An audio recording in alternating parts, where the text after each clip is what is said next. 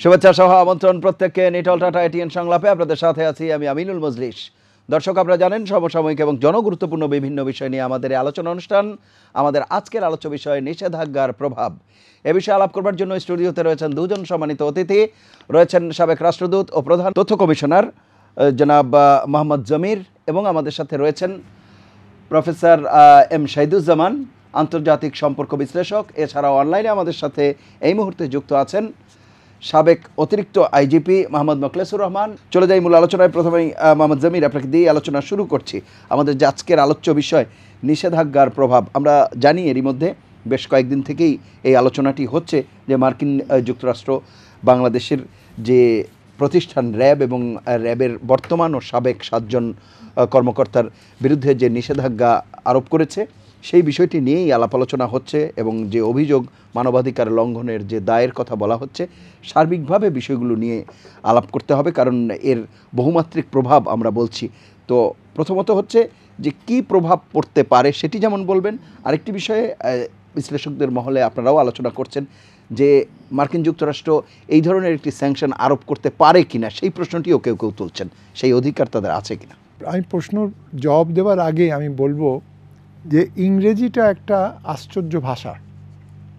এই ভাষায় অনেক কিছু জিনিস ব্যক্ত করা হয় যার কিনা ওই প্রত্যেকটা শব্দের, এটা শেক্সপিয়ার বলেছিল, ডিনোটেশন আছে, কনোটেশন আছে। যেরকম আমার সাথে যখন মোদি সাহেবের আলাপ আলোচনা হয়েছিল গোয়াতে, আমি বলেছিলাম যে একটা গ্লাসকে নিয়ে যদি কেউ বলে অর্ধেকটা পানি আছে, বলে যে গ্লাস ইজ হাফ এমটি, আর একজন বলে কেন glass is half full. It is the way you look at it, তাই না?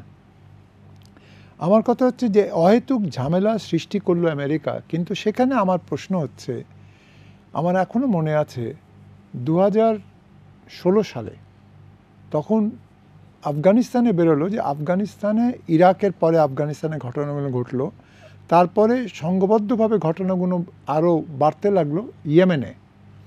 এবং এই একই জিনিস আমরা লক্ষ্য করি। জিনিসটা কি, যে ড্রোন ব্যবহার করে ওপর থেকে তারা কাউকে না বলে একজন ব্যক্তিকে যাকে নির্ধারণ করা হচ্ছে সে হচ্ছে টেররিস্ট, তাকে তারা ড্রোন দিয়ে বোমা মেরে ফেলছে। তারপর যদি মারতে গিয়ে তাকে তার চারিপাশে, মনে করেন একজন ঘটনা ঘটলো ইয়েমেনে, একজন ব্যক্তি যে কিনা আমেরিকায় ছিল, একটা আরব অরিজিনের, ইয়েমেন অরিজিনের সে ছিল, সে এসছে তার বোনের মেয়ের বিয়েতে তার স্ত্রীকে নিয়ে আর তার মেয়েকে নিয়ে, তার মাও ছিল ওখানে। আর ওপর থেকে তারা এই লোকটাকে বলেও নি যে তাকে টেররিস্ট হিসেবে গণ্য করা হয়েছে, ওপর থেকে ড্রোন দিয়ে অ্যাটাক করেছে, সে মারা গেছে, তার সঙ্গে আরও 4 জন মারা গেল ওই পরিবারের। তা আমি জিজ্ঞেস করলাম তখন যে রাষ্ট্রদূত ছিল তখন এখানে, আমেরিকান রাষ্ট্রদূতকে আমি বললাম যে এই যে ঘটনাটা ঘটলো, এটা কি মনে হয় তোমার, এটা কি মানবাধিকার লঙ্ঘন নয়? এটা কি বিশেষ করে তখন বললো it is a collateral damage, it is not planned killing. তা আমি বললাম if you do not plan from before, drone তুমি কেন ব্যবহার করলে? তুমি প্রত্যেক ব্যক্তির অধিকার আছে তাকে খুন করার আগে কি মারার আগে তার বিরুদ্ধে যদি কোনো রকমের বিচারের কোনো প্রশ্ন উঠে থাকে, he should have judicial reference, or this is called extra judicial killing. তখন সে বেরোলো। আমি আরও বললাম যে আফগানিস্তানে, যেটা আমরা পরে জেনেছি এই 15ই অগাস্টে যখন চলে গেল ওরা সব ছেড়ে, more than 42,326 বোধহয় people were killed in drone attacks and they are being termed as collateral damage. একইভাবে আমি বলবো same thing has happened in Iraq, Saddam Hossain ব্যাপার নিয়ে। তারপরে একইভাবে দেখেছি আমরা সুডানে, একইভাবে। এখন আমার কথা হচ্ছে তোমরা যে ঘটনাগুলো ঘটাচ্ছ, এইটার বিপরীতে বাংলাদেশে কি হচ্ছে? বাংলাদেশে আমাদের যারা আছেন সোলজাররা, আমাদের পুলিশ যারা আছেন, আমাদের আর্মি যারা র্যাব ট্যাবে আছেন, তারা কোথায় যাচ্ছেন? তারা ইউএন পিস কিপিং অপারেশনসে ইউএন পিস কিপার হিসেবে পৃথিবী জোড়া সব জায়গায় গিয়ে শান্তি রক্ষা করছেন, রাইট? আচ্ছা, দ্বিতীয়ত জিনিসটা হচ্ছে আমাদের এখানে যখন উই মাস্ট নট ফরগেট যে ওই জুলাই 1 তারিখে যখন ঘটনাটা ঘটলো যে ওই হোলি আর্টিজান, তখন একজন পুলিশ অফিসার মারা গেলেন বাঁচাতে গিয়ে, এবং পরবর্তীতে তখন সবাই বলেছিল আরে দূর, বাংলাদেশ এটা তো একটা সন্ত্রাসী দেশ হয়ে যাচ্ছে, তোমরা দেখো কদিনের মধ্যে কয় লক্ষ লোক ওখানে এইভাবে মারা যাবে। কিন্তু ওয়াই ইজ ইট তখন বাংলা ভাইকে ধরা, অন্যান্য করা, যেটা র্যাব করলো এবং সংগঠিতভাবে এই পুরো জিনিসটাকে, ফান্ডামেন্টালিজম অ্যান্ড টেরোরিজমটাকে সাংঘাতিকভাবে কন্ট্রোল করে, what have we seen? We have seen reasonably comfortable peace. একইভাবে আমরা দেখতে পাচ্ছি, আমার মনে আছে আমি 3-4 বার গেছি কোটাপালং ক্যাম্পে এবং অন্যান্য ক্যাম্পে। আমি ম্যান্ডেলেতেও গেছি, যেটা মিয়ানমারে। আমি একটু সময় নিচ্ছি। প্রতি জায়গায় আমি দেখেছি যে র্যাব কিংবা বিজিবি কিংবা আমাদের যারা সোলজাররা আছে, তারা একটা বেড়া জালের মতো করে ওনাদেরকে বাঁচিয়ে রেখেছে সবাইকে, রোহিঙ্গাদেরকে। এবং দ্যাট ইজ ওয়াই মাননীয় প্রধানমন্ত্রীর নাম দেওয়া হলো মাদার অফ হিউম্যানিটি। এই ভাষান্তর যে করা হচ্ছে, ভাষান্তরের দেখাশোনা করা, তাদের শান্তি রক্ষা করে তাদেরকে নিরাপত্তা বলয় সৃষ্টি করা, সব কারা করছে? এটা তো জাতিসংঘর পুলিশ এসে করছে না, এটা বাংলাদেশের লোকজন করছে। এবং আমার কথা হচ্ছে, সর্বক্ষেত্রে সর্বসময় যদি এগুলো করে থাকে, আর তার মধ্যে এখানে বলা হচ্ছে যে যাদের সঙ্গে আমাদেরকে মেলানো হচ্ছে, north Korea, why should we be turned with north Korea? Why should we be turned with Myanmar? Why should we be turned with anybody, Iran and others? আমার কথা হচ্ছে যে আমরা আমাদের পক্ষে বিভিন্ন সময় বিভিন্ন প্রেক্ষিতে যা করছি, সেইটার মাধ্যমে আমরা একটা বিশ্বে শান্তির প্রয়োজনে পদক্ষেপ গ্রহণ করছি। এই যে মারা গেল জর্জ ফ্লয়েড, তারপরে যে ব্ল্যাক পাওয়ার একটা হলো, এবং তারপরে যে অত মানে প্রত্যেক, আমাদের পররাষ্ট্রমন্ত্রী বলেছেন যে 6 লক্ষ লোকের মতো লোক মারা গেছে এবং 2000 মতো। এবং কালকেও আমি দেখেছি যে ওদের মারা যাওয়ার কথা বলছে যুক্তরাজ্যে ইউথ গ্যাংস বলা হচ্ছে, সেখানে 2000-এর বেশি people have been stabbed to death.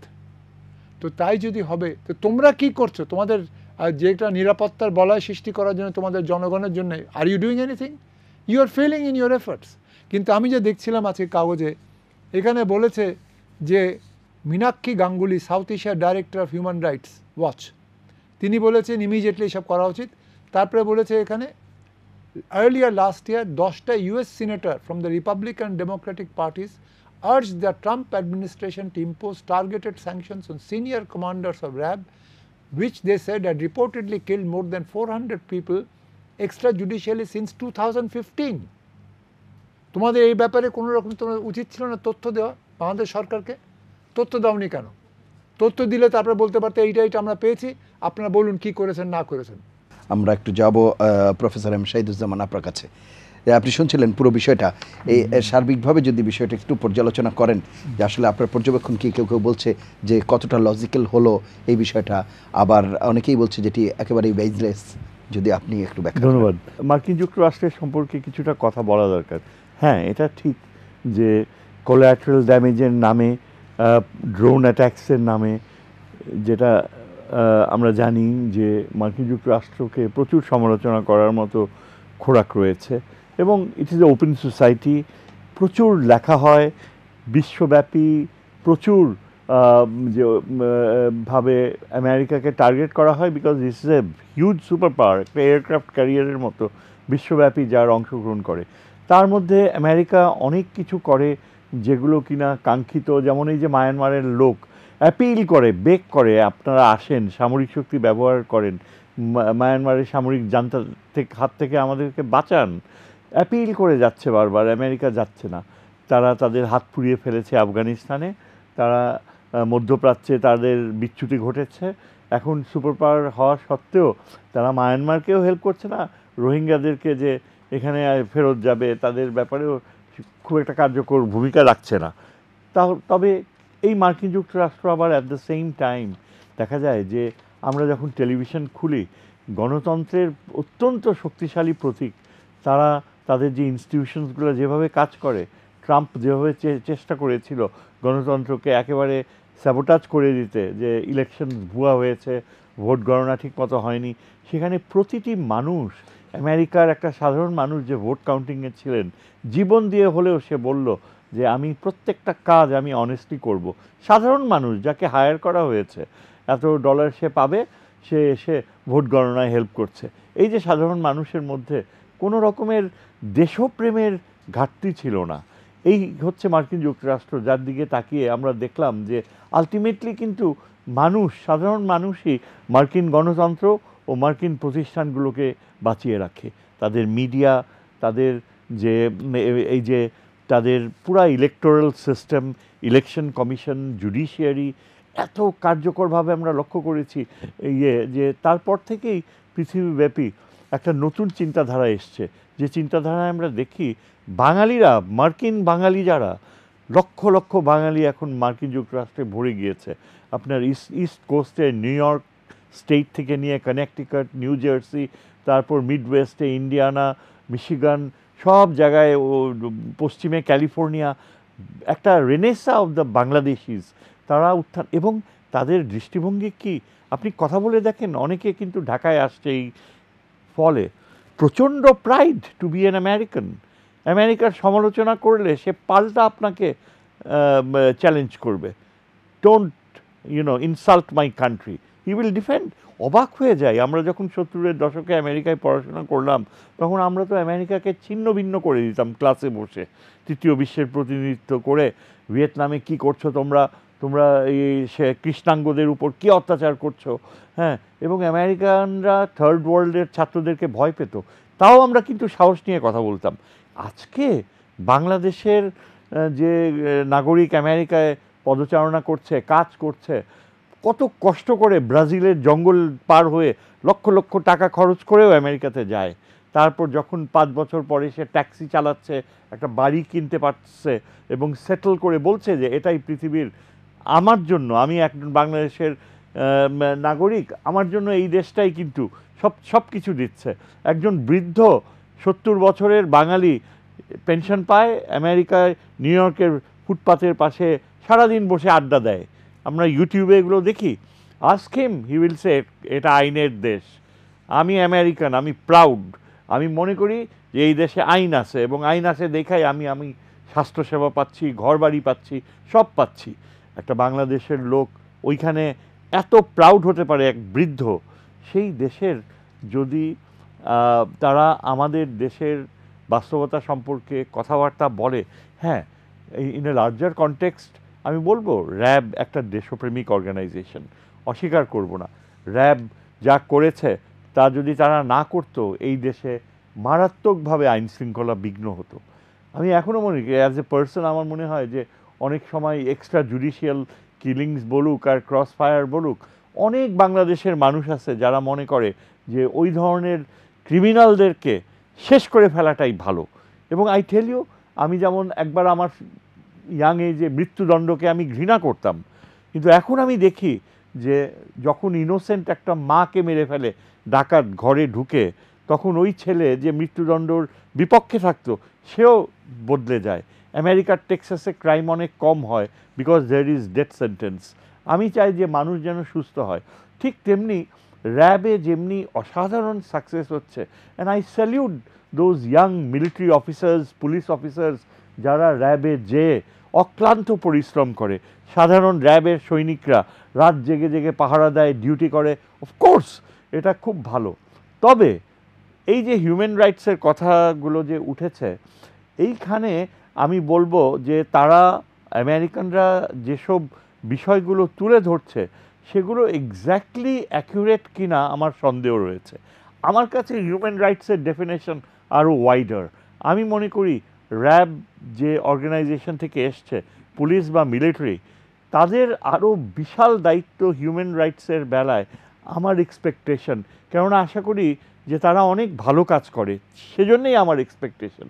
এবং আমার এক্সপেকটেশন হচ্ছে মানবাধিকার বলতে আমি মনে করি যে প্রত্যেকটা মানুষ, বাংলাদেশের যে গৃহবধূ যে ঘরের কাজ ফেলে যে নিজের ভোটটা দিতে যায় কিন্তু দিতে পারে না, লক্ষ লক্ষ নারী যারা ভোটাধিকার প্রয়োগ করতে চায় পারে না, একটা সময় ছিল যারা পেরেছিল।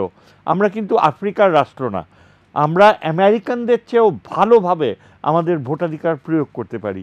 আমাদের মধ্যে গ্রামের এক মহিলা বা পুরুষ মানুষ জানে যে সে কাকে ভোট দিলে রেজাল্ট পাবে, কিন্তু সে যখন তার ভোটাধিকার প্রয়োগ করতে পারে না, তখন কিন্তু সেটা আমাদের বাংলাদেশের সার্বভৌমত্বকেই আঘাত করে আমার ধারণা। জামির ভাই আমার সাথে ডিসএগ্রি করবে, উইথ অল ডিউ রেসপেক্ট, কিন্তু আমি মনে করি যে আমাদের স্বাধীনতা আমরা যে অর্জন করেছি সেটা স্বাধীনতার চেতনা শব্দর চেয়ে আমি মনে করি আরও পবিত্র শব্দ হচ্ছে স্বাধীনতার মূল্যবোধ। স্বাধীনতার মূল্যবোধ হচ্ছে কি, মানুষের ব্যক্তি মানুষের অনুভূতি যে আমি রাষ্ট্রের ভাগ্য বিধাতা, এই রাষ্ট্র আমার সৃষ্টি, এজন্যই আমরা বলি পিপলস রিপাবলিক, জনগণের রাষ্ট্র, এবং তার একমাত্র উপায় হচ্ছে যে আমি আমার ভোট দিয়ে ডিসাইড করব। আমি যখন ওই পর্দাওয়ালা রুমে যাব, এটা আমার ভোট অন্য কেউ দিতে পারবে না, এবং আমার ভোট যাকে খুশি আমি তাকে দেব। এটাই হচ্ছে মৌলিক ধারণা যার কারণে আমরা বাংলাদেশ সৃষ্টি করেছি। কোনো মূল্যবোধ, কোনো চেতনাই এর উপরে থাকতে পারে না। এই শ্রেষ্ঠ চেতনা, এই শ্রেষ্ঠ মূল্যবোধকে রক্ষা করার দায়িত্ব যে দুটা ইনস্টিটিউশনসের, তার মধ্যে রয়েছে military force and police force, they constitute the RAB. এবং আমার চোখে মানবাধিকার বলতে বোঝায় the very right to protect the sovereign power of the individual. জনাব মোখলেসুর রহমান, আপনি শুনছেন পুরো আলোচনাটি আমরা যে করছিলাম, আপনি হয়তো আলোচনাটি শুনতে পেয়েছেন। তো এ বিষয়ে আসলে আপনি যেহেতু আইনশৃঙ্খলা বাহিনীর সাথে দীর্ঘদিন ছিলেন এবং আইনশৃঙ্খলা পরিস্থিতি নিয়েই যেই কথাগুলো এসেছে, সার্বিকভাবে যদি একটু বিশ্লেষণ করবেন। দেখুন, রাষ্ট্র যখন থাকে, যে কোনো রাষ্ট্র, সেই রাষ্ট্রের অভ্যন্তরে সংগঠিত অনেক বিষয় নিয়ে আলোচনা সমালোচনা হয়ে থাকে। এটা যে শুধু বাংলাদেশে হয় তা নয়, পৃথিবীর সব দেশেই রাষ্ট্র একটা যন্ত্র, সেই রাষ্ট্রযন্ত্রের কলকবজা অনেক সময় যথাযথভাবে কাজ করে না। যখন এটা কাজ করে না যথাযথভাবে, তখন এগুলো নিয়ে আলোচনা হয়, সমালোচনা হয়, এবং মানুষের ভিতরে এটা অনেক ধরনের কথাবার্তা তৈরি হতে থাকে। তো রাষ্ট্র যখন থাকবে, সেই রাষ্ট্রে মৌলিক অধিকার নিশ্চিত করার দায়িত্ব যেমন তার আছে, যাদেরকে দিয়ে মৌলিক অধিকারটি নিশ্চিত করবে, তাদের ভুল ত্রুটি যদি হয় এবং তাদের ভুল ত্রুটির কারণে যদি রাষ্ট্র প্রশ্নবিদ্ধ হয়, তাহলে সেই জায়গায় যে সমস্ত জায়গাগুলো দিয়ে ভুল ত্রুটিগুলো হচ্ছে, সেই জায়গাগুলোকে সংশোধন করা প্রয়োজন।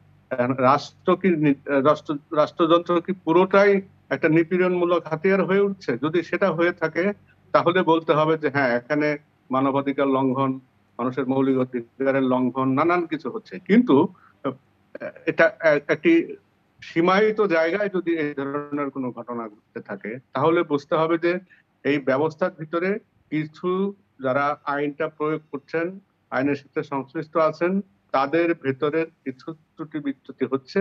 সেই ত্রুটি বিচ্যুতির কারণে কিছু প্রশ্ন হয়ে উঠছে। প্রশ্নগুলো সমাধান করার জন্য যথাযথ ব্যবস্থাও আছে, রাষ্ট্রযন্ত্রের ভিতরেই তার ব্যবস্থা আছে। প্রতিটি আইন শৃঙ্খলা রক্ষাকারী বাহিনীকে হাতে যখন আইনটা তুলে দেওয়া হয়, সেই সাথে তাদের ত্রুটি বিচ্যুতির জন্য তাদের তাদের তাদের বিরুদ্ধে ব্যবস্থা নেওয়ারও বিধান সেই সাথে একই সাথে আইনের ভিতরেই দেওয়া আছে।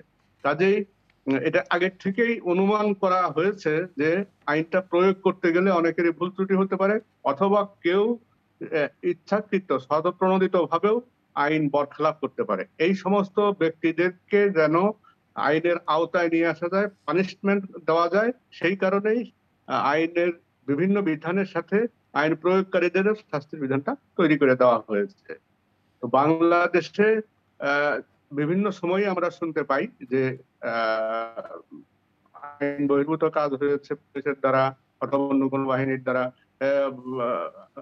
এবং মানুষ নির্যাতিত হয়েছে, থানায় বলুন বা অন্য কোথায় বলুন। সেগুলো যতদিন পর্যন্ত এই যন্ত্র থাকবে, যতদিন পর্যন্ত রাষ্ট্রটি থাকবে, ততদিন পর্যন্ত এই ত্রুটি বিচ্যুতিগুলো কিছু কিছু হতেই থাকবে, এবং এই ত্রুটি বিচ্যুতি যত কম হবে, সেই রাষ্ট্রটি তত বেশি পারফেক্ট হবে। আমরা এত পারফেকশনের দিকে এখনো যেতে পারি নাই। আমরা অনেক বিষয়ই যথাযথভাবে করতে পারি না, আমাদের অনেক সীমাবদ্ধতার মধ্যে থাকি বলে। তো যখন কোনো ধরনের পদচ্যুতি ঘটে, স্খলন ঘটে, নৈতিকতার জায়গা থেকে সরে যায় ব্যক্তিরা যারা মাঠে কাজ করেন, তাদের বিরুদ্ধে ব্যবস্থাটা নেওয়া খুব জরুরি। যদি অভিযোগ ওঠে সেই অভিযোগগুলোর বিষয়ে দ্রুত ব্যবস্থা নেওয়া দরকার, যাতে করে মানুষ আর কথা বলতে না পারে এবং ভবিষ্যতের জন্য এটা দৃষ্টান্ত হয়ে থাকতে না পারে। এবং এই জন্যই আপনি দেখবেন যে যাদের বিরুদ্ধে অভিযোগগুলো উঠছে তাদেরকে কিন্তু সময়ে সময়ে তাদের বিরুদ্ধে ব্যবস্থা নেওয়া হয়েছে। ফৌজদারি মামলারও কিন্তু তারা আসামি হয়ে যাচ্ছে এবং তারা কিন্তু কোনোভাবেই আইনের ফাঁক দিয়ে বেরিয়ে যেতে পারছে না। কিছু কিছু ক্ষেত্রে যদি আইনের ফাঁক দিয়ে বেরিয়ে যায়, সেটাও যেন ভবিষ্যতে না পারে, এদিকে আমাদের নজর রাখাটা জরুরিভাবে দরকার। তো আমি আমি আমি বলবো যে সবাই পারফেক্ট হতে পারে না। এখানে ডিরেন্ট কিছু সদস্য থাকবে, সেই ডিরেন্ট সদস্যদেরকে কাজকর্ম দিয়ে যদি সার্বিক দেশের চিত্রায়িত করার চেষ্টা করা হয়, মার্কিন যুক্তরাষ্ট্র যেটা করলো যে আমাদের একটি সংগঠনটি স্বয়ং এবং তার 7 জন কর্মকর্তাকে তারা ভ্রমণ নিষেধাজ্ঞা দিয়েছে। তো এখানে নিষেধাজ্ঞা দিয়েছে কি কারণে আমাদের কাছে এটা পরিষ্কার নয়। এটা কতখানি মানবাধিকার রক্ষা আমাদের দেশের অভ্যন্তরে আর কতখানি রাজনীতি, সেটা তো বিচার বিশ্লেষণের বিষয়ে আছে। মার্কিন যুক্তরাষ্ট্রের কথা যদি বলেন, পুলিশিং এর কথাই যদি বলেন, তার ত্রুটি বিচ্যুতি আপনি শত শত উদাহরণ দিয়ে দেখাতে পারবেন। যেমন প্রতি বছর সেখানে হাজারখানেক লোক পুলিশের গুলি দ্বারা নিহত হয়ে যায়। জনসংখ্যা তো আমাদের চাইতে দ্বিগুণ, কিন্তু হাজারখানেক মানুষ প্রতি বছর পুলিশের গুলির দ্বারা নিহত হচ্ছে। এটা এক্সট্রা জুডিশিয়ালি বলুন বা অন্য কিছুই বলুন, সেটা হচ্ছে, হয়তো বা সেটা আইনসঙ্গত ভাবে হচ্ছে, সেগুলোর বিচার আচার হচ্ছে, কিছু রেমেডি তাদের আছে। আপনি বিভিন্ন পৃথিবীর, আমেরিকাকে তো বলা হয় একটা যুদ্ধবাজ দেশ, ইরাকেই তো যুদ্ধে 20 লক্ষ মানুষের নিহতের কারণ হয়ে গেছে, আফগানিস্তানে হয়েছে, বিভিন্ন পৃথিবীর জায়গায় জায়গায় যত রকমের সামরিক শাসন আছে পৃথিবী জুড়ে, সমস্ত সামরিক শাসনদের হোতা ছিল মার্কিন যুক্তরাষ্ট্র। সমস্ত জায়গায় মানবাধিকার ভুল লঙ্ঘিত হয়েছে। আপনি এই কিচ্ছা কাহিনীগুলো যদি আমরা বলতে থাকি, আমরা অনেক বলতে পারবো, কিন্তু তাদের যেহেতু শক্তি মদমত্ততায় আছে, তারা যেহেতু সুপার পাওয়ার, তাদের কথা আমাদের চাইতে অনেক বেশি কার্যকর। তারা তারা বিভিন্ন দেশের আভ্যন্তরীণ শাসনের ক্ষেত্রে বিভিন্ন ধরনের পদক্ষেপ নিয়ে থাকে। এখানে দ্বৈত নীতির অবকাশ রয়েছে। তারা চীনে এক ধরনের নীতি নেবে, মায়ানমারে একরকম নেবে, আবার দেখা যাবে যে ব্রাজিলে তারা আরেক রকম নিয়েছে। এই যেমন ধরুন, তারা গণতান্ত্রিক সম্মেলনে তারা কসোভোকেও নিয়েছে, পাকিস্তানকেও নিয়েছে, ফিলিপিন্সকেও নিয়েছে। অথচ এদের মানবাধিকার চিত্রটা যদি দেখেন, তখন দেখবেন যে বাংলাদেশের চেয়ে অনেক ভালো অবস্থায় আছে, কিন্তু তাদেরকে কিন্তু গণতান্ত্রিক সম্মেলনে ডেকে বসে আছে। এখন তার যে স্বার্থ, সেই স্বার্থটা যদি আদায় করতে চায়, তাহলে কখনো কখনো তারা সেটাকে ওভারলুক করে, আবার কখনো কখনো এই ধরনের ত্রুটি বিচ্যুতিকে ক্যাশ করে। যে বাংলাদেশের ক্ষেত্রে যেটা হয়েছে, তারা বাংলাদেশের সার্বিক চিত্রায়িত করতে চেষ্টা করেছে ভুল তথ্য দিয়ে, মনে করেছে যে বাংলাদেশে অনেক বেশি মানবাধিকার লঙ্ঘন করা হচ্ছে, ফলে এটাকে তারা ক্যাশ করবে অন্য কোনো কারণের জন্য, অন্য কোনো ফায়দা তারা লোটার জন্য বাংলাদেশকে এই অবস্থা নিয়ে যাচ্ছে বলে। অসংখ্য ধন্যবাদ। আমি আবার আসবো আপনার কাছে। জি মোহাম্মদ জামির, যে কথাটি বলছিলেন যে অন্য কোনো কারণের জন্য, অন্য কোনো ফায়দা, আপনার কাছে মনে হয় কিনা কেউ কেউ আবার লবিস্ট নিয়োগের কথাও বলা হচ্ছে, যে সেই জায়গাটিতে যদি একটু আলাপ করেন। আমি এখানে রবি ঠাকুরের একটা কবিতা আছে, ন্যায়দণ্ড, তুমি নিশ্চয় পড়েছো সেটা। অন্যায় যে করে আর অন্যায় যে সহে, তব ঘৃণা যেন তারে তৃণ সমদয়, তাই না? রবি ঠাকুর নিশ্চয় একটা গাধা ছিল না, উনি বুঝতেন যা কিছু হচ্ছে, এ ব্যাপারে তো উনি উক্তি করেছেন, তাই না? আর খনার বচনে উল্টো আরেকটা কথা আছে, এক গামলা দুধে এক ফোঁটা চুনা পড়লে পুরো দুধ নষ্ট হয়ে যায়। ঠিক আছে, আমি ধরে নিচ্ছি যে যুক্তরাষ্ট্র কাছে কিছু হদিস আছে যার কারণে তারা এই বক্তব্য রেখেছে। They are a great country, United States is a great country, এবং ওখানে গণতান্ত্রিক প্রক্রিয়াকে এগিয়ে নিয়ে যাওয়ার জন্যে অনেকে আছে যারা কিনা এ ব্যাপারে সবসময় সচেষ্ট। শুধু তারা সচেষ্ট ছিল না, 6 জানুয়ারিতে যখন ক্যাপিটল হিলে একটা বিরাট বড় ঘটনা ঘটে গেল, ঘটনা না দুর্ঘটনা সেটা আমি বলতে পারছি না, কেন আমাদের এখানকার সুশীল সমাজ আর ওদের দেশের সুশীল সমাজে কেউ কোনো বক্তব্য রাখেনি এ ব্যাপারে। অ্যামনেস্টি ইন্টারন্যাশনালও কোনো বক্তব্য রাখেনি, হিউম্যান রাইটস ওয়াচও কোনো কিছু বলেনি। আর আমাদের এখানে সুশীল সমাজ যারা কি সবসময় গণতন্ত্র নিয়ে, গণতন্ত্র চেতনা নিয়ে সার্বিকভাবে সবসময় সচেতন, তারাও কি একবারও বলল না যে যা কিছু ঘটেছে এটা আমরা একমত নই? বলতে পারতো, বলেনি। এখন আমি এই কারণে বলছি ব্যাকগ্রাউন্ডটা, যে এই পুরো সার্বিক জিনিসটাকে আমি উচিত বলে মনে করি, যেহেতু আমি রাষ্ট্রদূত ছিলাম বিভিন্ন দেশে, plus I was also chairman of G77 for the whole of Europe. সেই প্রেক্ষিতে আমি বলছি যে উচিত ছিল যদি কোনো কিছু থাকে, কেন এরা যেটা পত্রিকা বেরিয়েছে, যে পত্রিকা অনুসারে বলা হচ্ছে বেশ কিছুদিন যাবৎ, অগাস্ট মাসের 30 তারিখ 2021 সাল, তারপরে আবার বলা হচ্ছে যে অন্যান্য সময় অনেক ডেট দেওয়া হয়েছে, অনেক কিছু, I not going to that. তারা বলছে যে অনেক রকমের তথ্য যে পাওয়া গেছে এবং সেই কারণে অনেকে আমেরিকান যারা পলিটিশিয়ান আছে তাদের কাছে বলেছে তোমরা এটা করো। কিন্তু আমার কথা, তোমরা ওদেরকে না বলে ভিন্ন দেশের প্রেক্ষিতে যদি কিছু হয়ে থাকে, কিছু মনে করো তোমরা খারাপ হচ্ছে, তোমার উচিত ছিল আমাদের দেশের যিনি রাষ্ট্রদূত তাকে ডেকে ওয়াশিংটনে বলা যে এই যে জিনিসগুলো আমরা এইটা আমাদের চোখে এসছে, আমাদের কাছে রিপোর্ট এসছে, তো আপনারা কি এ ব্যাপারে কোনো মতামত আছে কিনা আমাদেরকে জানান, উইচ ইজ লজিক্যাল। কিংবা তাদের রাষ্ট্রদূত যিনি আছেন ঢাকায়, তিনি বলতে পারতেন আমাদের পররাষ্ট্র মন্ত্রণালয়কে গিয়ে যে আমাদের কাছে এই রিপোর্ট এসছে, আপনারা একটু এই ব্যাপারে যদি কোনো জবাবদিহিতা থাকে তা আপনারা আমাদেরকে জানান, so that I can forward it to the relevant people in Washington. তাই তো? এখন এই জিনিসগুলো গুরুত্বপূর্ণ, এবং এই জিনিসটা গুরুত্বপূর্ণ এই কারণে বলছি আমি, একটা দেশ যারা কিনা 10 লক্ষর বেশি রোহিঙ্গা শরণার্থীদের জায়গা দিয়েছে, দেখাশোনা করছে,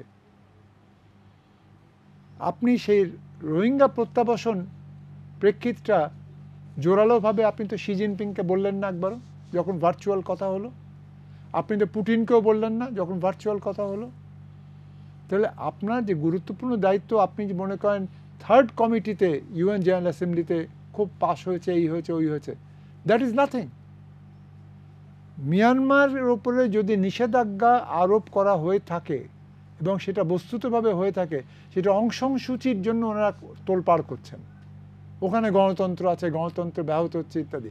কিন্তু গণতন্ত্র ব্যাহত হচ্ছে যেখানে আমি বলবো, যেখানে আপনারা ধার্য করছেন যে গণতন্ত্র ব্যাহত হচ্ছে, সেইখানেই সেই মহিলা গিয়ে হেগে ইন্টারন্যাশনাল কোর্ট অফ জাস্টিসে গিয়ে তিনি খুব বলিষ্ঠভাবে বলেছেন যা করেছে আমাদের arm forces, she supported genocide. Right. তো আমার কথা হচ্ছে যে সকল ক্ষেত্রে আপনার বলা উচিত, এখনও বলা উচিত, চীনকে বলতে পারতেন যে আমরা বুঝবো যে আপনার গণতান্ত্রিক প্রক্রিয়া বিশ্বাস করেন, যদি আপনারা উগুরে যা হচ্ছে না হচ্ছে আপনারা বলুন যে এদেরকে ফেরত নিয়ে যাক। রাশিয়াকে বলতে পারতো যে আপনারা যাই হচ্ছে না কেন, যা কিছু ব্যাপারে আমাদের দ্বিমত থাকতে পারে ইউক্রেন নিয়ে, ঠিক আছে আপনারা যা করতে ইউক্রেন করেন না করেন সেটা পরে দেখবো, আপনারা এইটা করে নেন, এই চাপটা দেন। তো this would have balance the situation. কিন্তু আমি বিশ্বাস করি যে বাংলাদেশের সঙ্গে যুক্তরাষ্ট্রের একটা বিশেষ অত্যন্ত গুরুত্বপূর্ণ একটা দ্বিপাক্ষিক সম্পর্ক আছে, এবং আমরা সত্যি চাই যে আমেরিকার সাথে আমাদের কোনো রকমের উল্টাপাল্টা না হয়। আমরা বিশ্বাস করি ওখানে গণতন্ত্র আছে, আমাদের দেশেও গণতন্ত্র। আমি আসবো আবার আপনার কাছে, আমি একটু শুনে আসি। প্রফেসর এম শহীদুজ্জামান, আমরা যে আলাপ করছিলাম, আপনি এর সাথে অবশ্যই যুক্ত করবেন যে বক্তব্যগুলো সম্মানিত দুজন আলোচক দিলেন সেগুলোর বিষয়ে। এর পাশাপাশি আরেকটি বিষয় আপনি একটু বলবেন কিনা, এই যে যেই স্যাংশনের ব্যাপারটি করা হলো, তার তো নিঃসন্দেহে আমাদের যে ভাবমূর্তি সেই জায়গাতে একটা নেতিবাচক প্রভাব অবশ্যই পড়বার আশঙ্কা রয়েছে। এর পাশাপাশি আমাদের যে বৈদেশিক বাণিজ্য, বৈদেশিক ঋণ প্রবাহ, সেই সব জায়গাগুলোতে কি প্রভাব পড়বার আশঙ্কা লক্ষ্য করছেন কিনা? এখন পর্যন্ত আমি দেখছি না সেরকম সম্ভাবনা। সেরকম কোনো কিছু যদি বাণিজ্য বা আমাদের অন্যান্য যে সম্পর্কগুলো রয়েছে প্রভাব ফেলতে হয়, তাহলে সম্পর্ক অবনতির দিকে গেলে সেরকম কোনো কিছু ঘটতে পারে। তবে আমি সেরকম কোনো সম্ভাবনা দেখছি না, কারণ আমাদের সরকারের কূটনীতি খুব ম্যাচিওর। এটা অনস্বীকার্য যে যারা পররাষ্ট্রনীতি প্রণয়ন করছে তারা অত্যন্ত পুঙ্খানুপুঙ্খভাবে সমস্ত ডিটেলসগুলো দেখে, এবং তারা যখন মার্কিন যুক্তরাষ্ট্রের এই আচরণের ব্যাপারে প্রশ্ন তোলেন, নিশ্চয়ই আমাদের পররাষ্ট্র নীতির যারা দায়িত্বে রয়েছে তারা জানতে পারে যে কতদূর যেতে হবে, কোনখানে যেয়ে থামতে হবে। তবে এটা সত্যি যে যেটা অ্যাম্বাসেডর জামির বললেন, মার্কিন যুক্তরাষ্ট্রের যে অনেক সীমাবদ্ধতা রয়েছে, তাদের নিজেদের অনেক কিছু, তাদের যে এই যে বাংলাদেশকে নিয়ে তারা এত এই ধরনের প্রশ্ন তুলেছে, হ্যাঁ এটা আমাদের ভাবমূর্তিকে নিশ্চয়ই ছোট করছে। আন্তর্জাতিক মিডিয়াতে খবরগুলো ফলাও করে বের হচ্ছে, মধ্যপ্রাচ্য, তারপর ইভেন ইউরোপিয়ান ইউনিয়নেও এর প্রতিফলন ঘটতে পারে। এমনও হতে পারে যে যা শুরু করেছে আমেরিকান নিয়ে থেকে, এটা এখন ফলো আপ হবে ইউরোপিয়ান ইউনিয়নে, এবং তখন কিন্তু যাদেরকে নিয়ে এইসব জিনিস পদক্ষেপ নেওয়া হচ্ছে তাদের পৃথিবীটা অনেক ছোট হয়ে যাবে। এবং এটা কিছুটা মায়ানমারের জেনারেলসদের সাথেও কিন্তু তুলনা করা যেতে পারে, যে তাদের যেমন পৃথিবী সংকুচিত হয়ে আসছে, হ্যাঁ, তেমনি এরকম ইউরোপিয়ান দেশগুলো কিন্তু বেশিরভাগই এইসব ক্ষেত্রে আমেরিকান মডেল ফলো করে, এবং তারা এটাকে এক্সাম্পল হিসাবে দেখে। এবং যখন দেখবে যে এটা বাংলাদেশে কিছুটা রিপল এফেক্ট হচ্ছে, অ্যাকাউন্টেবিলিটি বাড়াচ্ছে, যারা আমাদের এই দুটি অত্যন্ত গুরুত্বপূর্ণ প্রতিষ্ঠানে অত্যন্ত ডেডিকেটেড সার্ভিস দিয়েছে, সারা জীবন যারা সততার পথে থেকেছে, বিবেকের কাছে যারা সৎ থেকেছে, আমার কাছে মনে হয়, আমি আমাদের পুলিশের এডিশনাল আইজির যে বক্তব্য শুনলাম, ভেরি ইমপ্রেসিভ, আমার খুব ভাল লাগলো। উনি কিন্তু ওনার মনের থেকেই কথাগুলো বলেছেন, আমার মনে হয়েছে। এই রকম যারা রয়েছে তাদের জন্য এটা খুব ইম্পর্ট্যান্ট। তারা তাদের যে নৈতিকতার ধারণা, সেটাকে যদি তা অনুপ্রাণিত না হয়, তাহলে কিন্তু জীবনে একটা বড় রকমের আঘাত আসে। এই জন্য আমি মনে করি যে আমাদের এই ইনস্টিটিউশনসগুলা আমাদেরকে অবশ্যই বাঁচাতে হবে। এখন এমন একটা পর্যায়ে চলে আসছে যখন অনেকেই প্রশ্ন, শুধু কি র্যাবের কথা বললে তো চলবে না, আমাদের সবচেয়ে ইম্পর্টেন্ট যে ইনস্টিটিউশনসগুলো, তার মধ্যে জুডিশিয়ারি, বিউরোক্রেসি, এগুলো খুব ইম্পর্টেন্ট। জনাব মোখলেসুর রহমান, আমরা বিরতির আগে আলাপ করছিলাম, আপনিও বলছিলেন ইনস্টিটিউশনগুলোর কথা, যে সেই সব জায়গায় আপনি বলছিলেন যে যাদের হাতে আইনশৃঙ্খলা রক্ষা করার বিষয়, তাদের যেমন আইনশৃঙ্খলা রক্ষা করার ব্যাপারে নির্দেশনা দেয়া থাকে, এবং আইন প্রয়োগ করার ক্ষেত্রে যদি নিয়মের ব্যত্যয় ঘটে, সেখানেও দৃষ্টান্তমূলক শাস্তির ব্যবস্থা থাকে, বিভাগীয় ব্যাপারে ব্যবস্থা নেওয়ার সুযোগ থাকে। আপনি একটু বলবেন যে সেই সুযোগগুলো কতটা গ্রহণ করা হয়, এবং যেই ব্যবস্থাগুলো নেওয়া হয় সেগুলো কতটা আমরা সামনে তুলে ধরতে পারছি, যতটা ব্যবস্থা নেওয়া হচ্ছে সেগুলো কি সামনে তুলে ধরা যাচ্ছে কিনা, সেগুলো একটি বিষয়। আরেকটি বিষয় বলবেন, যেটি এম শাহিদুজ্জামান বলছিলেন, যে মানবাধিকারের বিষয়টি যদি একটু ব্রডার অ্যাসপেক্টে চিন্তা করি, তাহলে ভোটাধিকার বা অন্যান্য জায়গায় দায়িত্ব পালনের ব্যাপারে আইনশৃঙ্খলা বাহিনী যতটা আরও নিউট্রালি দায়িত্ব পালন করবার সুযোগ রয়েছে কিনা, কিংবা কেউ যদি অতি উৎসাহী হয়ে কোনো কিছু করে, হয়তো গভর্নমেন্টের কাছ থেকে কোনো নির্দেশনা নাই, কিন্তু তিনি স্বতঃপ্রণোদিত হয়েই কোনো ব্যাপারে ভূমিকা রাখলো, সেই সব জায়গাগুলোতে আরও নিউট্রালি, আরও অ্যাক্টিভলি মানে রোল প্লে করার সুযোগ রয়েছে কিনা, সেই বিষয়টি একটু বলবেন। জি, যারা বিচ্যুত হয়, পথভ্রষ্ট হয়, লাইনচ্যুত হয় আইন প্রয়োগ করতে গিয়ে, তাদেরকে আইনের আওতায় নিয়ে আসা, তাদের যথাবিহিত ব্যবস্থা নেওয়া, শাস্তি দেওয়া, পানিশমেন্টের আওতায় নিয়ে আসা, এগুলো তো হরে হমেশাই হচ্ছে, আমরা তো দেখতে পাচ্ছি। আপনি এখনো যদি জেলখানাগুলো তো খোঁজ নেবেন, ডজন ডজন পুলিশ সদস্যকে পাবেন সেখানে জেলখানায় বন্ধ হয়ে আছে ক্রিমিনাল অফেন্সের জন্য। হয়তোবা সে নিজের ইচ্ছায় করেছে, অথবা ভুলক্রমে এমন এমন কোনো কিছু করেছে যেটা ক্রিমিনাল অফেন্স হয়ে গিয়েছে। তো এগুলো তো বড় ধরনের শাস্তি। ফৌজদারি অপরাধে দণ্ডিত হওয়া, আদালতের মাধ্যমে জেলে যাওয়া, এগুলো এগুলো বড় বড় শাস্তি। এই শাস্তিগুলোর উদাহরণ কিন্তু আমাদের আছে। এইগুলো অনেক সময় আসে না, লোকচক্ষুর অন্তরালে থেকে যায়। একটা ঘটনা যখন ঘটে তখন সেটাকে নিয়ে যেমন হইচই হয়, পরবর্তীর ফলো আপ গুলো এটা এটা সাধারণত হয়ে থাকে না। মিডিয়া গুলো নতুন নতুন ঘটনা নিয়ে তাদের সময় স্বল্পতা আছে বলে নতুন ঘটনার পেছনে ছুটতে থাকে, এবং পুরনো গুলো আস্তে আস্তে ভুলে দেওয়া হয়। ফলে যে ব্যবস্থাগুলো নেওয়া হয়েছে সেই ব্যবস্থাগুলোর কথা আমরা অনেক সময় জানতে পারি না। তাছাড়াও সকল সকল কিছুই যে মানে গোচরীভূত হয়, সকল কিছুই যে অভিযোগের আওতায় আসছে তাও কিন্তু নয়। অনেক সময় অভিযোগ হয় না, অনেক সময় মানুষের পুলিশের ভয়ে কোনো ধরনের অভিযোগ করতে চায় না। এই জন্যই তো আহ, অনেক অনেক প্রশ্ন থেকে যায় পুলিশকে নিয়ে, যে যে কাঙ্ক্ষিত সেবাটা তারা পাওয়ার আশা করে সেই কাঙ্ক্ষিত সেবাটি তারা পাচ্ছে না বলে নানান রকমের অভিযোগ রয়ে গেছে সমাজে। এটা যে শুধু পুলিশ বিভাগকে নিয়ে তাই না, এটা বিভিন্ন, আপনি যেখানে যেই সার্ভিস সেক্টরে যাবেন সেখানেই দেখবেন যে কিছু না কিছু অসন্তোষ রয়ে গেছে। অসন্তোষ রয়ে গেছে এই কারণে যে আমাদের ইকোনমিটা এখন পর্যন্ত অতখানি রোবাস্ট, এতখানি বড় হয়ে ওঠেনি যে সমস্ত জায়গায় একটি স্বচ্ছতার সুন্দর একটি পারফেকশনের দিকে যাওয়া, সেই দিকে হয়তো যেতে পারছি না বলে, বা যাওয়ার পথের দিকে আছি।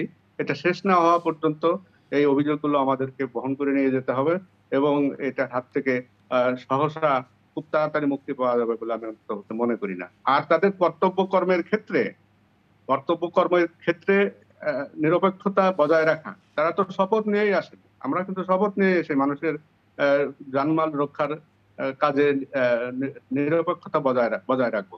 তো সেই নিরপেক্ষতা বজায় রাখার দায়িত্ব যেমন যারা প্রজাতন্ত্রের কর্মে নিয়োজিত আছেন তাদের, যারা প্রজাতন্ত্রের কর্মচারীদেরকে নিয়ন্ত্রণ করেন তাদেরও দায়িত্ব রয়েছে, যাতে করে এরা এরা পথবিচ্যুত না হতে পারে।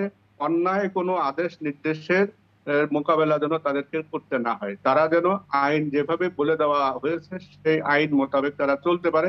এই ধরনের একটা মসৃণ পথ যদি তৈরি করে দেওয়া যায় তাহলে আরো দ্রুত, আরো বেশি ভাবে, আরো কার্যকর ভাবে মানুষের সেবাগুলো দেওয়া সম্ভব, মানুষের অভিযোগগুলো আস্তে আস্তে কমে আসা সম্ভব। এখন নির্বাচনে ভোটের ক্ষেত্রে আপনি বললেন, ভোটের ক্ষেত্রে শৃঙ্খলা রক্ষাকারী বাহিনী তো ওই যে সীমানা চৌহদ্দি দেওয়া আছে কেন্দ্রের, এই কেন্দ্রের এই চৌহদ্দির মধ্যে তো প্রবেশই করতে পারে না রিটার্নিং অফিসার বা পোলিং অফিসারের কোনো অনুরোধ ছাড়া। তো পুলিশ তো ধারে কাছে যেতে পারে না, তারা থাকে একটু দূরে দূরে। তো তারা গিয়ে কিভাবে এখানে একটা একটা ঘটনার সৃষ্টি করবে অথবা ভোটের কারচুপি করার সহযোগিতা করবে, সেগুলো আলোচনা সাপেক্ষ বিষয়। সেগুলো অনেকেই অনেকভাবে বিচার বিশ্লেষণ করেন, সেগুলো আমরা শুনতে পাই, জানতে পাই। তো সেগুলো যাতে না হয় ভবিষ্যতে, সেগুলো তো দেখার দায়িত্ব তো রয়েছেই। তো দেখুন, আমাদের কথা প্রসঙ্গ যেগুলো যেগুলো আসলো, যে আসল কথা যেটা ভ্রমণ নিষেধাজ্ঞা দেওয়া, এটা এটা এক ধরনের ভয় দেখানো। বাংলাদেশের আইন শৃঙ্খলা রক্ষাকারী বাহিনীর মনোবল এতে করে দুর্বল হয়ে যাওয়ার সম্ভাবনা থাকে। যে আমেরিকার মতো একটি রাষ্ট্র, যারা, দেখুন মিয়ানমারের দুজন জেনারেলকে তারা ভ্রমণ নিষেধাজ্ঞা দিয়েছিল। আমরা এখান থেকে শুনে তো খুব পুলকিত বোধ করেছি যে যাক, মার্কিন যুক্তরাষ্ট্র একটা ভালো কাজ করলো। তো আমাদের এখানেও এই ধরনের ঘটনা শুনে পৃথিবীর ভিন্ন দেশের মানুষরা হয়তো সেরকম কিছু মনে করতে পারে। তো এই যে অবস্থা যেটা তৈরি হয়েছে, এই অবস্থা যেন দীর্ঘদিন জিয়ে না থাকে। মার্কিন যুক্তরাষ্ট্রের সাথে আমাদের সম্পর্কের একটা ফাটল ধরুক, এটা আমরা কোনো মতেই চাইতে পারি না। আমরা ৭১-এর স্বাধীনতা যুদ্ধ এবং বঙ্গবন্ধু হত্যা দুটোকেই আমরা মার্কিনীদের যোগসাজশে হয়েছে, এটা তো কোনো সন্দেহ নেই। তারপরেও ভূ রাজনৈতিক প্রেক্ষাপট পরিবর্তিত হওয়ার ফলে পরে আস্তে আস্তে তাদের সাথে আমাদের বন্ধুত্ব বেড়েছে এবং লেনদেনটাও বেড়েছে, বাণিজ্য বেড়েছে, সবকিছু সব দিক দিয়ে সবকিছু বেড়েছে। তো সেই একটা বন্ধুত্বমূলক জায়গা আজকে যদি আবার কালিমা লিখতে হয়, আবার যদি একটা চিড় ধরে, এবং এটা আমাদের অর্থনীতির উপর যে অভিঘাত আসবেই, সেটা তো মানে নিশ্চিত করেই বলা যায় যে এটা যে শুধু আমেরিকার মধ্যে সীমাবদ্ধ থাকবে তা তো নয়। তো সাধুজ্জামান সাহেব তো বলেই দিলেন যে এটার সাথে ইউরোপীয় ইউনিয়নের সাথে যুক্ত হবে। এটা তারা এটা ফলো করে সবসময়, তাদের যে জোট আছে সেই জোটের সবাই আমেরিকাকে ফলো করে, একটা পর্যায়ে গিয়ে সবাই একসাথে একরকম ভাবে কাজ করে। আমি মনে করি যে যত দ্রুত সম্ভব কূটনৈতিক তৎপরতার মাধ্যমে হোক, অন্য তৎপরতা, রাজনৈতিক তৎপরতার মাধ্যমে হোক, এই যে চির ধরেছে, ফাটল দেখা যাচ্ছে, এই ফাটলটা যেন খুব দ্রুত মেরামত করা হয়। অসংখ্য ধন্যবাদ, আমাদেরও সেই প্রত্যাশা। অসংখ্য ধন্যবাদ মোহাম্মদ মোখলেছুর রহমান। মোহাম্মদ জামির। না, উনি ভালো বলেছেন। আমার কথা হচ্ছে যে সব ক্ষেত্রে সব সময় আলোচনা আর বিবেচনা দুটোই প্রয়োজন। এবং আমি এখানে বলেছিলাম আরেকবার যে দুটো শব্দ আছে বাংলায়, একটা হচ্ছে সুবিধা, একটা হচ্ছে অসুবিধা। কিন্তু আমি তৃতীয় একটা শব্দ যেটা ব্যবহার করেছি আমার বইতে, যেটা বাংলা একাডেমি পাবলিশ করেছে, তার মধ্যে আছে বেসুবিধা। সুবিধা, অসুবিধা, বেসুবিধা। বেসুবিধা সৃষ্টি হওয়াটা কোনো একটা আশ্চর্য জিনিস নয়, কিন্তু এই বেসুবিধাকে নয় সুবিধা কিংবা অসুবিধার ক্ষেত্রে নিয়ে যাওয়ার জন্যে প্রয়োজন যেটা, সেটা হচ্ছে আলোচনা, বিবেচনা। তো যদি আমি মনে করি যে আমাদের সার্বিকভাবে বিশ্বে সর্বক্ষেত্রে অনেক ব্যাপারে অনেক রকমের সমস্যা আস্তে আস্তে বেরোয়, দ্যাট ডাজন্ট মিন যে আমরা আলোচনা বিবেচনা করতে পারবো না। এবং আমি বলবো যে আমাদের এখানে আমাদের পররাষ্ট্র মন্ত্রণালয়, আমাদের দূতাবাস, যারা ইউরোপিয়ান ইউনিয়নের হেডকোয়ার্টার্স হচ্ছে ব্রাসেলসে, সেখানে ইউরোপিয়ান পার্লামেন্ট হেডকোয়ার্টার্স হচ্ছে স্ট্রাসবার্গ, সেখানে আমাদের ওয়াশিংটনে দূতাবাসে, নিউ ইয়র্কে, সর্বক্ষেত্রে সর্ব জায়গায় এই জিনিসটাকে আমাদেরকে তুলে ধরা উচিত, যাতে যুক্তরাষ্ট্রের সঙ্গে, যুক্তরাজ্যের সঙ্গে এবং ইউরোপিয়ান ইউনিয়নের সঙ্গে যা কিছু মতামত একটা বিভেদ আছে, সেইটা to find out, to trace it and then to try to explain, or যদি তারা আমাদেরকে ঠিকমতো বোঝায় যে সত্যি তোমরা করতে পারছো না, then we should accept it. আর তারপরে আমরা যা কিছু করণীয় পদক্ষেপ গ্রহণ করা সেগুলো করতে এবং সেইগুলো দেরি না করে। অসংখ্য ধন্যবাদ। এম শাহিদুজ্জামান। জি, দেখেন এখন কিন্তু we have to look at the American system, how it is functioning. এখন কিভাবে তাদের কমিটিগুলো কাজ করছে, সেনেট, কংগ্রেস, হাউস এবং হোয়াইট হাউসের সাথে যে এখন যে দ্বন্দ্বগুলো চলছে, বাস্তব পরিস্থিতিটা কি, সেটা অনেকাংশেই হেল্প করবে নির্ণয় করতে। বলা বাহুল্য, যে কোনো আগের সময়ের চেয়ে এখন কিন্তু মার্কিন যুক্তরাষ্ট্রে সেনেট আর কংগ্রেসে the House, they are extremely sensitive. Trump যে কোনো মূল্যে চাচ্ছে ইলেকশনে দাঁড়াবে 2024-এ, এবং হাউস বারবার তাকে ধরতে চাচ্ছে যে ওই যে ঘটনা ঘটেছিল জানুয়ারি 8-তে, হোয়াইট হাউস আক্রমণ, পার্লামেন্ট আক্রমণ করেছিল জানুয়ারি 6 তারিখে, রাইট, সেইটার বিহিত করে সেটাকে যে একটা বিদ্রোহ ছিল এবং সেটার শাস্তি হওয়া উচিত, পুলিশ অফিসারের বিচার হচ্ছে। সেই কিছুদিন আগে একটা বাচ্চা 17 বছরের পুলিশ অফিসার, সিএনএনে প্রচুর কভারেজ হয়েছে, ফাইনালি জুরি তাকে বেকসুর খালাস করেছে, 3টা লোককে সে মেরে ফেলছে, অ্যান্ড ইট ওয়াজ প্রুভড। কিন্তু যেই পরিমাণ অ্যাকিউরেসি দিয়ে টেকনোলজিকে ব্যবহার করে পুরো বিষয়টা স্টাডি করা হয়েছে, ইটস সিম্পলি আনবিলিভেবল। একমাত্র আমেরিকাতে এরকম ঘটতে পারে। সুতরাং আমাদেরকে কিন্তু এই যে ইট ইজ ভেরি সিম্পল, যে বলে দিলেন যে তাদের নাক গলানো উচিত না, এই করে না, সেই করে না, কিন্তু এই কমিটিসগুলায় যখন কংগ্রেসম্যান, একটা রিপাবলিকান সেনেটর যে ওই বিষয় নিয়ে ডেমোক্রেটিকে ধরে, অ্যাম্বাসেডরকে যখন ঢাকায় তলব করা হয় যে এই ফ্যাকচুয়াল বের করতে, they are very firm about it. এবং আপনার ইট উইল নট বি, এটা আমার কাছে মনে হয় না আগে যেভাবে ব্রাশ অ্যাসাইড করে দিত সেভাবে কিন্তু ব্রাশ অ্যাসাইড করবে না। আমার মনে হয় এখন America is going through a phase যে আগামী দিনগুলোতে ট্রাম্প আবার ইলেকশনে জিতে আসে নাকি, আর এই বাইডেন আবার হেরে যায় কিনা সেকেন্ড টার্ম, এটা একটা বিরাট বিষয়। তার উপর আবার একজন মহিলা ভাইস প্রেসিডেন্ট সিলেক্ট করেছে, Indian origin, she is not doing well at all. American human rights পার্সপেক্টিভে বলা হয় যে তার কাছ থেকে যতখানি আশা করা হয়েছিল, তিনি কিন্তু কৃষ্ণাঙ্গদের স্বার্থ দেখতেন, ইমিগ্রেন্টসদের নিয়ে কাজ করার কথা, তারপর জুডিশিয়াল রিফর্মস, পুলিশ রিফর্মস, এগুলো নিয়ে তিনি অত্যন্ত সার্থকভাবে ক্যালিফোর্নিয়াতে কাজ করেছিলেন। কিন্তু unfortunately as a vice president she is facing a lot of criticism now, যে তার হিউম্যান রাইটস ইস্যুসগুলোতে তার performance it's not up to the mark. এবং অনেকে মনে করছে যে বাইডেন যদি বার্ধক্যের কারণে আগামী ইয়েতে না দাঁড়ায়, it could B a very, মানে অত্যন্ত একটা কন্ট্রোভার্সিয়াল সিচুয়েশন হবে যদি এই কমলা হ্যারিস শেষ পর্যন্ত আমেরিকান প্রেসিডেন্সির জন্য দাঁড়িয়ে পড়ে। সেই জন্য রিপাবলিকানরা এখন উঠে পড়ে লেগেছে, ট্রাম্প উঠে পড়ে লেগেছে, এবং এই কারণে আমেরিকান যে এখন স্টেট ডিপার্টমেন্ট বা তাদের অন্যান্য কমিটিগুলো যেসব জিনিসগুলো তুলে ধরছে বাংলাদেশের জন্য তুলে ধরছে, এগুলো যে কোনো আগের সময়ের চেয়ে এই বিষয়গুলোকে আমাদেরকে আরও সিরিয়াসলি চিন্তা করা উচিত। আরেকটা কথা না বলে পারছি না, যে আমাদের সরকারকে এটা অবশ্যই একটা জিনিস লক্ষ্য করতে হবে যে আমেরিকায় ওয়াশিংটনে যখন আমরা একজন রাষ্ট্রদূতকে রাখি, you have to be sure that he is really experienced. তার জ্যৈষ্ঠতা থাকবে, তার অত্যন্ত ভালো কমিউনিকেশন স্কিলস থাকবে, এবং তার যে সাথে যারা কাজ করছে ওয়াশিংটনে বসে তাদের যে অ্যাবিলিটি টু প্রজেক্ট বাংলাদেশ, হ্যাঁ, নেগোশিয়েট, এটা সুপিরিয়ার মার্জিন। আনফর্চুনেটলি আমাকে বাধ্য হয়ে বলতে হচ্ছে এই ব্যাপারে কিন্তু আমি বেশ সমালোচনা শুনেছি।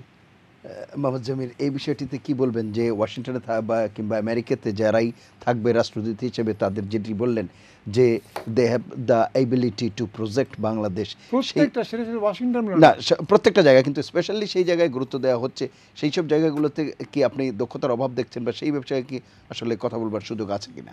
না, আমার কথা হচ্ছে যারা আছেন ওখানে বর্তমানে নিউ ইয়র্কে কিংবা ওয়াশিংটনে কিংবা যারা কনসুলেট জেনারেল হিসেবে আছে, সে লস অ্যাঞ্জেলেসে হোক কি হিউস্টনে হোক, যেখানেই হোক, তাদের অনেক রকম প্রেক্ষাপট আছে। যিনি এখন বর্তমানে আছেন ইনি তার আগে ছিলেন কোরিয়াতে অ্যাম্বাসেডার, তারপরে এখানে বিমস্টেকের উনি ছিলেন, সেক্রেটারি জেনারেল ছিলেন, অনেক কিছু অনেক কাজ হচ্ছে। সেটা না, আমার কথা হচ্ছে যে সার্বিকভাবে আমাদের প্রত্যেককে সচেষ্ট হতে হবে, সে যেখানেই থাকুক না কেন নিজের দেশকে ঠিকমতো তুলে ধরা। কারণ এই যে আমরা বলি, এই যে এখন আমরা বলছি গণতান্ত্রিক প্রক্রিয়া সব কিছু অবক্ষয়, মূল্যবোধ অবক্ষয় ইত্যাদি ইত্যাদি। আমি এখানে বলবো, কারণ তথ্য অধিকার আইন আছে, আপনি যদি তথ্য অধিকার আইনের মারফতে কোনো কিছু করতে চান করুন, প্রশ্ন করুন। এবং আমি তো ছিলাম প্রধান তথ্য commissioner, and there is no reason why you cannot get an answer. সেই জন্যই তো করা হয়েছে এটা। এবং এই জিনিসগুলো যদি ফলো করা হয় তাহলে দায়বদ্ধতাটা বাড়বে। কিন্তু অ্যাট দ্য সেম টাইম আমি বলবো, এই যে মেজর সিনার ব্যাপারে যে চলছে, পুলিশ অফিসারদের ট্রায়ালটা চলছে, হ্যাঁ, তো এই আরেকটা জিনিস যেটা হচ্ছে আমি বলবো, যেটা গুরুত্বপূর্ণ, যে ভুলে যাচ্ছে লোকে, এই কদিন আগে আমরা দেখেছি 4 জন শিক্ষার্থীকে যারা সেন্ট মার্টিনসে যাওয়ার কথা উঠেছিল, তাদেরকে ইনফ্যাক্ট দেওয়ার কিডন্যাপড, আর 20 লাখ টাকা তাদের কাছ থেকে, মা বাবার কাছ থেকে চাওয়া হয়েছিল।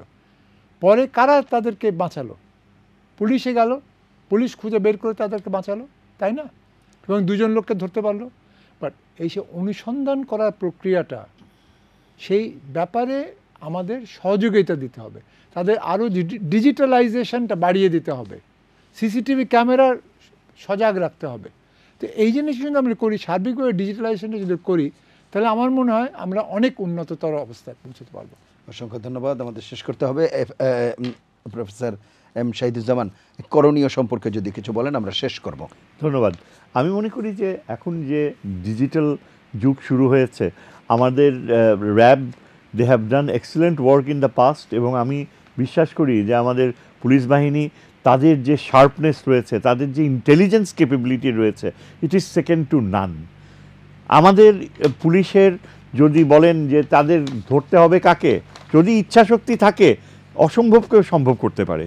I have full faith in the skills of our police, এবং ভালো ভালো ছাত্র, আমার অনেক ছাত্র, ভালো ছাত্র, তারা পুলিশ সার্ভিসে যাচ্ছে এখন, তারা ভালো কাজ করছে, রিটায়ারমেন্টের দিকে অনেকে যাচ্ছে, এবং আই হ্যাভ ফুল কনফিডেন্স যে ইনশাল্লাহ police, military, law enforcement, RAB, they will do much better in the future. না, আমি যেটি বলছিলাম, যে যেটি মোখলেসুর রহমানও যেটি বলছিলেন, যে এই যে সম্পর্কের চির ধরার যে ব্যাপারটি, সেই জায়গায় এখন রিপেয়ার করার জায়গায় কি করণীয় রয়েছে বলে মনে হয়? এখানে আমাদেরকে খুব সাবধানে পদক্ষেপ, it's very easy to accuse the United State, এবং পাবলিক করা, ওদের অ্যাম্বাসেডরকে ডেকে ভদ্রভাবে বলতে হবে, এবং তাদেরকে আরও কনস্ট্রাকটিভলি বোঝাতে হবে, এবং যতগুলো পদক্ষেপই আমরা নেই না কেন আমেরিকার সাথে, হঠকারিতার মানসিকতা অ্যাভয়েড করতে হবে।